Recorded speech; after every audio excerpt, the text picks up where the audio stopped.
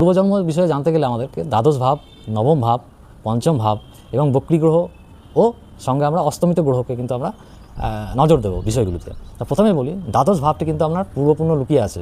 দ্বাদশে যদি রবি অবস্থান করে, সেক্ষেত্রে আপনারা দেখবেন যে জাতক জাতিকা জন্মের পর তারা খুব ফেমাস হয়, তাদেরকে সবাই কোলে নিচ্ছে, জন্মের পর সবাই দেখতে আসছে, বিরাট ব্যাপার, সে খুব আনন্দিত, সবার কোলে যায়, সবাই কোলে নিতে চায়, একটা আড়ম্বরপূর্ণ তাদের জীবনযাপন হয়, এগুলো দেখা যায়।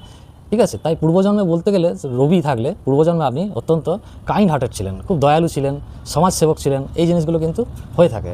আবার ধরুন দ্বাদশে চন্দ্র থাকলে কিন্তু আগের জন্মে আপনি কিন্তু স্বল্পভাষী ছিলেন, সে তুলনায় বাক্যালাপ পছন্দ করতেন না। তাই এই জন্মে কিন্তু আপনার বাক্যালাপের না করার কারণে, চুপচাপ থাকার কারণে আপনাকে কিন্তু বাস্তব কিছু পরিস্থিতির বা বাস্তবে কোনো খারাপ পরিস্থিতির শিকার হতে পারেন, বা আপনাকে কেউ ভুল বুঝতে পারে, এগুলো ঘটতে পারে।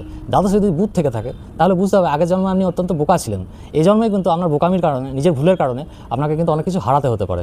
আবার ধরুন দ্বাদশে শুক্র অবস্থান করছে, দ্বাদশে শুক্র থাকলে বুঝতে হবে আগের জন্মে অত্যন্ত ভোগী ছিলেন, সেই ভোগ কিন্তু আপনার শেষ হয়নি। তাই এই জন্মে কিন্তু ভোগের কারণে, ভোগ হবে আপনার এই জন্মে, কিন্তু ভোগের কারণে কিন্তু ব্যভিচার, আপনি কোনো গোপন সম্পর্কে জড়িয়ে যেতে পারেন, অতিরিক্ত ভোগের কারণে আপনি কোনো পাপ কাজ করে ফেলতে পারেন, এগুলো কিন্তু ঘটতে পারে।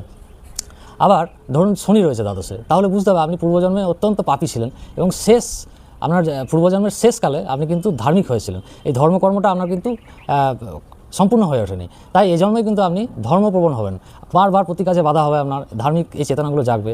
আবার ধরুন দ্বাদশে আপনার মঙ্গল রয়েছে, সেক্ষেত্রে কিন্তু আপনি আগের জন্মে কাপুরুষ ভীতু ছিলেন, আপনার মধ্যে একটা সবসময় হীনমন্যতা কাজ করতো। তাই এই জন্মেও দ্বাদশে মঙ্গল আছে, আপনার সেই জিনিসটা কিন্তু হীনমন্যতা থেকে আপনি কিন্তু অত্যন্ত ক্রোধী হতে পারেন।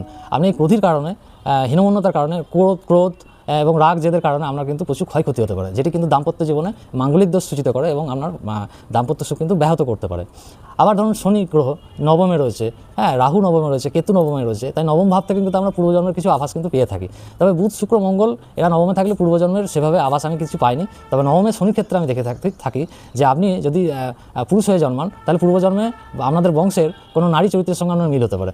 আপনি যদি নারী হন, সেক্ষেত্রে কিন্তু আপনাদের বংশের বা আপনাদের পূর্বপুরুষের কোনো পুরুষ ক্যারেক্টারের সঙ্গে কিন্তু আপনার অনেক মিল হতে পারে, এবং তার চাওয়া পাওয়া যদি অপূর্ণ থেকে থাকে, আপনি কিন্তু এই জন্মে সেগুলো ফুলফিল করতে পারবেন। আবার বক্রী গ্রহ যদি থেকে থাকে ছকে, সেগুলো কিন্তু পূর্বজন্মকে নির্দেশ করে। যদি আপনার ধরুন শনি বক্রী, তাহলে পূর্বজন্মে আপনি পাপী ছিলেন, শেষকালে আপনার ধর্মচেতনা হয়েছিল, প্রচণ্ড পরিমাণে আপনার আকাঙ্ক্ষা ছিল ধর্মকর্ম করার, এই জন্মে কিন্তু সেই কর্মফলটা আপনাকে বাধা বিপত্তির মধ্যে দিয়ে কিন্তু কাটাতে হবে, এবং সেই কর্মফলটা কাটিয়ে আপনাকে শেষকালে কিন্তু উন্নতি লাভ কিন্তু এই শনি কিন্তু করাবে। আবার শুক্র যদি বক্রী থাকে, তাহলে বুঝতে হবে আপনার প্রেম প্রণয় বিষয়ে আপনি আগের জন্মে কাউকে ঠকিয়েছেন, প্রতারণা করেছেন, তাই এই জন্মে কিন্তু আপনার কোনো প্রেম, ভালোবাসা, দাম্পত্য সুখ এগুলো বাধা হবে, দেরি হবে, আপনার বিয়ে হলে কিন্তু বিচ্ছেদ হতে পারে। কিন্তু শুক্র বক্রী থাকলে আপনার মধ্যে কিন্তু অসাধারণ কোনো ট্যালেন্ট থাকতে পারে, এটাও ঠিক। বুধ বক্রী হলে আপনার মধ্যে কিন্তু আগের জন্মে পড়াশোনা বা বিদ্যা বিষয়ে আপনার অনাগ্রহ ছিল, এই জন্য কিন্তু পড়াশোনায় তাই সেই গুণটি